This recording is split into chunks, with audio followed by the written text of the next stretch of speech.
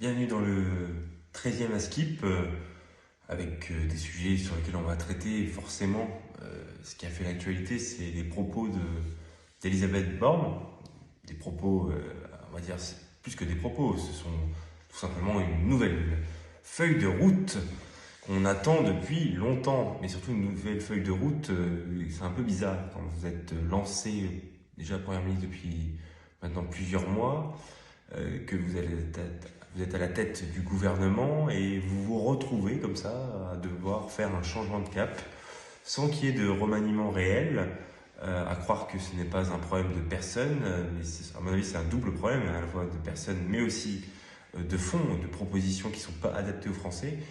On s'est retrouvé effectivement avec des phrases du type il va falloir construire un dialogue constructif pour laisser plus de marge de manœuvre aux syndicats. Bon, quand tu écoutes ça, tu te dis alors là, on n'a pas vécu la même séquence du tout. Il y a eu la séquence des retraites.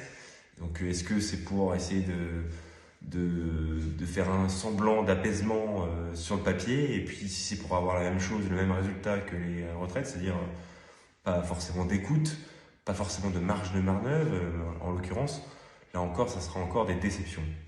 Et puis, elle a développé un propos avec plusieurs thèmes, travail, emploi et réindustrialisation.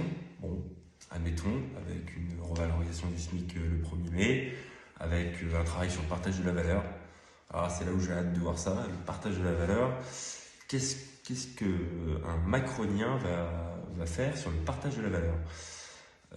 Si on en croit le partage du temps de travail, en particulier sur la réforme des retraites, donc un allongement du temps de travail sans forcément être payé plus, en l'occurrence. Donc, j'espère que le partage de la valeur sera beaucoup plus favorable, non pas pour le patronat, mais pour les salariés, tout simplement.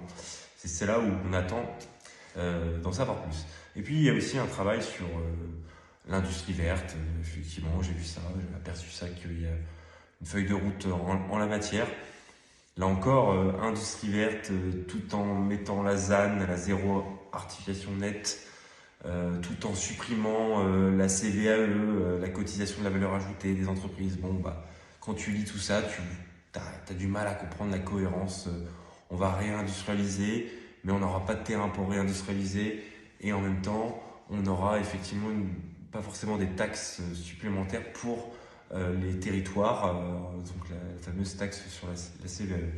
Bon, bref, tout ça est un peu compliqué, mais on a vu aussi d'autres points assez intéressants tout de même sur la transition écologique. Bon, enfin,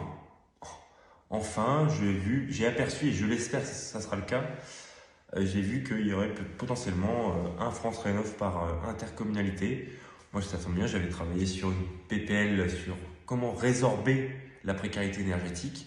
J'avais souligné aussi la stratégie du aller vert qui était inexistante en la matière. J'espère que c'est une stratégie du aller vert qui va être déployée dans les territoires, parce qu'on en a besoin. Il y a urgence.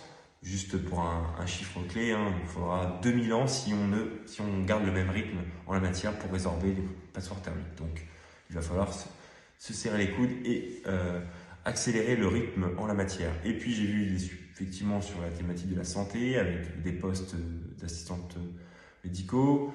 J'ai vu effectivement sur la justice et l'ordre républicain, avec le projet de loi immigration, avec un projet de programmation, de loi de programmation sur la justice pour peut-être déployer plus de moyens.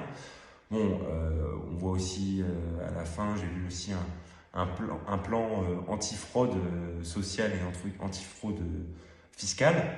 Bon, là encore, j'attends de voir. J'attends de voir parce que on sait très bien que la manière dont elle présente les choses, là encore, si je reprends ces termes, c'était on va essayer d'apporter des solutions concrètes et des actions qui changent la vie des gens. Waouh, la réforme des retraites, quoi. Franchement. Non mais, et puis on a entendu aussi des mesures qui doivent régler les problèmes du quotidien des Français. Non mais tout ça est magnifique. Maintenant, la réalité des propositions derrière, soyons vigilants en tant que citoyens, en tant que parlementaires, Donc, je voulais vous faire part d'un petit retour quelques jours après cette allocution de la Première ministre avec sa feuille de route qui arrive un peu tard après tous les sinistres qu'il y a eu précédemment.